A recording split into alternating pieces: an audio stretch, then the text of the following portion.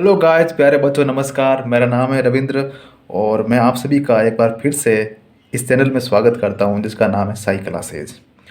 तो आज मैं क्लास 10th का एक बहुत ही रोचक और बहुत ही इम्पोर्टेंट टॉपिक लेकर आया हूं जिसका नाम है विद्युत धारा। तो विद्युत धारा क्या होती है? विद्युत धारा का मतलब होता है कि कोई चालक है, कोई पदार्थ है, तो उसमें आवेश की प्रवाह की दर है, उसको हम विद्युत धारा कहते हैं। यानी कि आवेश के प्रवाह की दर विद्युत धारा कहलाती है। और विद्युत धारा को हम रिप्रेजेंट करते हैं आई से। और इसका फॉर्मूला इस तरीके से दिया जा सकता है क्यू अपॉन टी, जहाँ पर क्यू जो है वो आवेश है और टी यहाँ पर समय है या टाइम है। तो कहने का मतलब ये है कि कोई चालक है, तो उस चालक में से पर यूनिट टाइम, प्रति एकांक समय में कितने आवेश गुजर रहे हैं, ठीक है, उस उनके आवेश की प्रवाह की दर क्या है, तो उसको हम विद्युत धारा कहेंगे। तो विद्युत धारा की ये एनसीईआरटी के अकॉर्डिंग ये एक डेफिनेशन है। तो विद्युत धारा को समझे उससे पहले समझना ज़रूरी होता है कि आवेश क्या होता है। तो हमें पता है कि कोई भी पदार्थ होता है, कोई भी सब्सटेंस होता है, तो उसकी दो प्रॉपर्टीज़ हम डिफाइन कर सकते हैं कि एक तो भाई उसका मास होता है, एक तो उसका द्रव्यमान या फिर मास होता है, ठीक है। और दूसरा उसका होता है आवेश या फिर चार्ज। अब दो सब्सटेंस पर, दो पदार्थों पर दो तरीके के फोर्स लग सकते हैं। एक तो है कि उनके मास के कारण और दूसरा है कि उनके आवेश के कारण। तो मास के कारण हम देख सकते हैं कि मान लो ये अपना एक पदार्थ है या फिर कोई पार्टिकल है और ये दूसरा अपना है, ठीक है। इनके बीच की कोई दूरी है आर। तो इन दोनों सब्सटेंस पर जो फोर्स लगेगा या इन दोनों के बीच जो फोर्स लगेगा वो कुछ इस फॉर्मूले से ये फोर्स दिया जा सकता है। कैसा होगा ये formula? G M1 M2 upon r square. तो ये एक फॉर्मूला है इन दोनों के बीच जो फोर्स लग रहा है, और यही फोर्स कहलाता है अपना ग्रेविटेशनल फोर्स।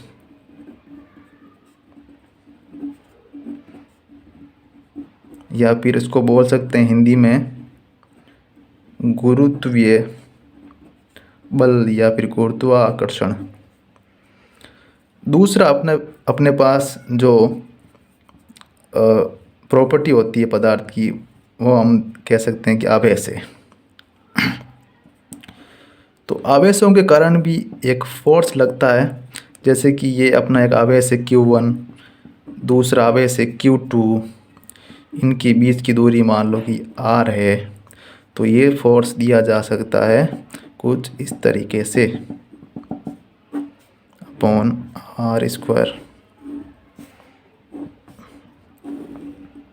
तो ये फोर्स और ये फोर्स लगभग देखने में समान ही लगते हैं, क्योंकि ये फोर्स लग रहा है, इसमें फ़र्क क्या है आप देख सकते हैं कि ये भी आर पर डिपेंड कर रहा है और ये फोर्स भी आर पर, यानी कि इन दोनों के बीच की डिस्टेंस पर डिपेंड कर रहा है। और ये फोर्स जो है द्रव्यमान के कारण लग रहा है और ये फोर्स आवेश के कारण लग रहा है। तो इस फोर्स को कहा जाता है कूलम फोर्स या फिर कूलाम बल, जो कि दो पदार्थों के बीच लगता है उनके आवेशों के कारण। तो आवेश पदार्थ में उत्पन्न कब होता है? तो आवेश पदार्थ में तब उत्पन्न होता है जब, पहले तो पदार्थ में हमें पता है कि पदार्थ जो है वो किन से मिलकर बना हुआ है, वो अणुओं से मिलकर बना हुआ है। और अणु जो है वो छोटे छोटे परमाणुओं से मिलकर बना हुआ है। और परमाणु में क्या होता है, हमने केमिस्ट्री में पढ़ा है कि सबसे उसके सेंटर में होता है उसका सेंटर, मतलब इसका नाभिक। और उसके चारों ओर कुछ पर्टिकुलर कक्षाएं होती है, ऑर्बिट्स होते हैं, ठीक है। क्या होते हैं? ऑर्बिट होते हैं। और इन ऑर्बिट्स में होते हैं इलेक्ट्रॉन।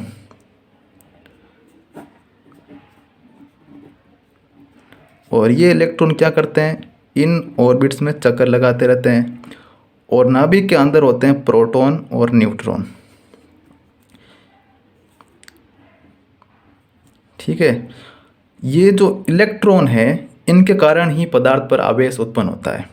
जब ये इलेक्ट्रॉन जो है इनका स्थानांतरण होता है किसी दूसरे पदार्थ के साथ में, मतलब या तो कोई पदार्थ या परमाणु इलेक्ट्रॉन लेता है, ठीक है, या फिर ये पदार्थ इलेक्ट्रॉन को किसी दूसरे पदार्थ को देता है, ठीक है, तब उस पदार्थ पर आवेश उत्पन्न हो जाता है। यानी कि किसी पदार्थ ने मान लो किसी दूसरे पदार्थ को इलेक्ट्रॉन दिए, तो उस पदार्थ पर इलेक्ट्रॉन की क्या हो गई, कमी हो गई। तो कमी को दर्शाया जाता है पॉजिटिव चार्ज से।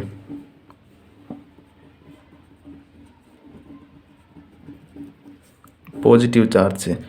और जब कोई पदार्थ किसी दूसरे पदार्थ से, परमाणु से इलेक्ट्रॉन लेता है, तो उस पर इलेक्ट्रॉन की क्या हो जाती है, अधिकता हो जाती है।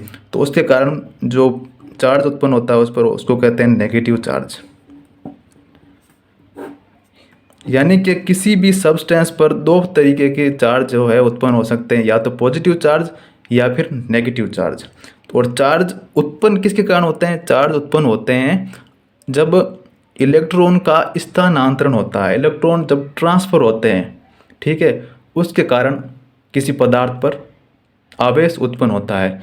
जैसे कि हमने एक एक्सपेरिमेंट किया है हम सब ने, कि एक स्केल होती है और स्केल को हम अपने बालों पर रगड़ते हैं या फिर किसी कपड़े से रगड़ते हैं, और उनको हम छोटे छोटे, मान लो कि कागज़ के टुकड़ों के पास ऐसे ले जाते हैं, तो कागज़ के टुकड़े उस स्केल की ओर आकर्षित होते हैं, उस स्केल से चिपक जाते हैं। तो ऐसा क्यों होता है, ऐसा इसीलिए होता है कि जब उस स्केल को बालों से रगड़ा गया तो उस स्केल पर क्या हुआ, चार्ज उत्पन्न हुआ, आवेश उत्पन्न हुआ, जिसके कारण उस आवेश ने क्या किया कि जो टुकड़े रखे हुए थे कागज़ के उनको आकर्षित किया। ठीक है, और हमें पता है कि आवेश का जो गुण होता है वो दो तरीके से डिफाइन हो सकता है कि भाई या तो आवेश जो होते हैं, दो आवेश है पर्टिकुलर आवेश, वो या तो एक दूसरे को आकर्षित कर सकते हैं या फिर एक दूसरे को प्रतिकर्षित कर सकते हैं। तो आवेश जो है कब प्रतिकर्षित करते हैं और कब आकर्षित करते हैं, ये डिपेंड करता है कि उनका आवेश है क्या। ठीक है, जैसे कि ये Q1 है और ये दूसरा Q2 है, इन दोनों को मैंने पास पास रखा। ठीक है, अब यदि इन पर पॉजिटिव चार्ज, इस पर भी पॉजिटिव चार्ज है और इस पर भी पॉजिटिव चार्ज है, तो उस दशा में क्या होगा कि ये दोनों एक दूसरे को रिपेल करेंगे, यानी कि प्रतिकर्षित करेंगे। ठीक है, और यदि ये दोनों आवेश विपरीत आवेश हुए, ठीक है, यानी कि ये माइनस का है और ये प्लस का आवेश है, तो उस कंडीशन में ये क्या करते हैं, एक दूसरे को आकर्षित करते हैं। तो हम कह सकते हैं कि सेम चार्ज जो होते हैं वो क्या करते हैं, वो प्रतिकर्षित करते हैं, यानी कि रिपल्सिव टाइप के होते हैं, वो एक दूसरे को रिपेल करते हैं। और जो अपोजिट चार्ज होते हैं वो क्या करते हैं, अट्रैक्ट करते हैं, यानी कि इनके बीच में अट्रैक्टिव फोर्स लगता है। राइट, तो हमने आवेश के बारे में जान लिया, और आवेश जो है वो किस तरीके के बिहेवियर को शो करते हैं वो भी हमने जान लिया कि कब वो एक दूसरे को प्रतिकर्षित करेंगे और कब एक दूसरे को आकर्षित करेंगे। तो ये इनका बिहेवियर है। तो गाइस, हमने चार्ज के बारे में काफ़ी कुछ जानकारी प्राप्त कर ली है कि वो किस प्रकार से बिहेव करते हैं, चार्ज होते क्या है, सेम चार्ज होते हैं उनके बीच में किस तरीके का फोर्स लगता है, अपोजिट चार्ज होते हैं उनके बीच में कैसा फोर्स लगता है। तो अब हम आते हैं कंडक्टर पर, कि ये कंडक्टर है। कंडक्टर मीन्स चालक, ऐसा पदार्थ जिसमें से विद्युत धारा का प्रवाह हो सके या फिर इलेक्ट्रिक करंट जो है वो गुजर सके, तो उस पदार्थ को हम कंडक्टर कहेंगे। तो कोई कंडक्टर है, उसमें क्या होते हैं, इलेक्ट्रॉन होते हैं। ठीक है, और ये इलेक्ट्रॉन क्या होते हैं, चल रहे होते हैं कुछ रैंडम डायरेक्शन में, ठीक है। तो क्या ये इलेक्ट्रॉन जो चल रहे हैं, क्या इसको हम इलेक्ट्रिक करंट कह सकते हैं? क्योंकि हमारी जो डेफिनेशन थी वो यही थी कि आवेश के प्रवाह की दर को हम विद्युत धारा कहते हैं। यानी कि किसी भी पदार्थ में आवेश चल रहा है यानी कि मूव कर रहा है, तो उसको हम विद्युत धारा कह सकते हैं, ठीक है। लेकिन ये राइट डेफिनेशन नहीं है, क्योंकि इलेक्ट्रॉन का चलना मात्र काफ़ी नहीं होता है, या फिर आवेश का मूव करना मात्र काफ़ी नहीं होता है। इलेक्ट्रॉन एक पर्टिकुलर डायरेक्शन में चले तब हम कह सकते हैं कि विद्युत धारा उस पदार्थ में से गुजर रही है, या फिर वहाँ पर विद्युत धारा उत्पन्न हो रही है, ठीक है। तो उसको हम विद्युत धारा कहेंगे। तो यहाँ पर इलेक्ट्रॉन क्या है कि किसी भी कोई इलेक्ट्रॉन है, मान लो कि इस डायरेक्शन में चल रहा है, कोई ऐसे चल रहा है, अपनी रैंडम डायरेक्शन में चल रहा है। तो इन इलेक्ट्रॉनों को एक पर्टिकुलर डायरेक्शन में चलाने के लिए क्या करते हैं हम, इस समस्या से निजात पाने के लिए क्या करते हैं हम, इसको एक बैटरी से जोड़ते हैं, ठीक है। ये एक चालक है और इसको हम जोड़ देते हैं बैटरी से। ये अपनी बैटरी है ये बैटरी का पॉजिटिव सिरा positive minus positive and it is the negative, okay. और ये अपना यहाँ पर स्विच है और इसको मैंने ऐसे जोड़ दिया। तो ये पॉजिटिव सिरा इस सिरे से जुड़ा हुआ है कंडक्टर के। तो इलेक्ट्रॉन हमें पता है कि नेगेटिवली चार्ज होते हैं, तो ये नेगेटिव और ये पॉजिटिव हमें पहले ही पता, हमने कह दिया कि भाई सेम चार्ज जो होते हैं, मतलब जो अपोजिट चार्ज होते हैं वो क्या करते हैं, अट्रैक्ट करते हैं। तो यहाँ पर अपोजिट चार्ज है, इलेक्ट्रॉन पर नेगेटिव चार्ज है और इस पर पॉजिटिव चार्ज है। तो क्या होगा कि इलेक्ट्रॉन जो है वो इस डायरेक्शन में, इस पर्टिकुलर डायरेक्शन में क्या करने लग जाएंगे, मूव करने लग जाएंगे, प्रवाह करने लग जाएंगे।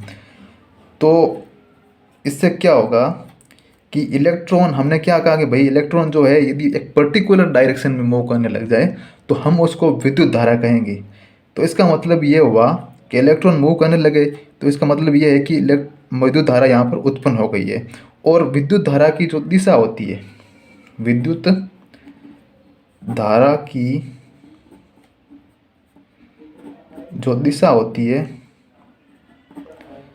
या फिर जो डायरेक्शन होती है, हमेशा इलेक्ट्रॉन के